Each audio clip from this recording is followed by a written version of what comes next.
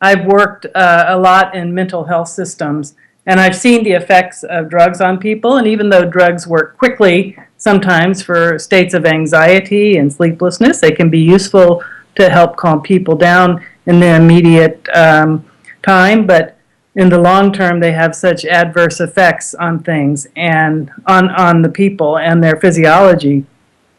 In the short run, when they take a drug, they don't really learn how to cope with their feelings.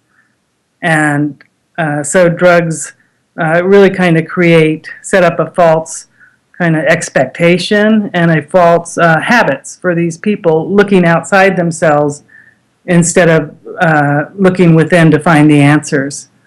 So I had a patient once who she had tried to commit suicide and really damaged her body quite a bit in the process, and she was very anxious most of the time and spoke in a really high, squeaky voice. And the other nurses were saying, well, lower your voice, bring your voice down. And of course she couldn't do it. And she was so fearful and so anxious. And she would follow the nurses around with her eyes with this desperate, pleading look. And so the staff was kind of uncomfortable being around her because it was like a drowning person, that if you got near her, she would take you down with her.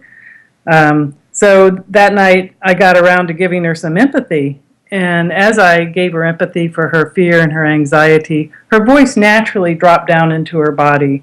And she started speaking in a lower voice. And we had a very nice conversation about her fear and her hopelessness and her anxiety.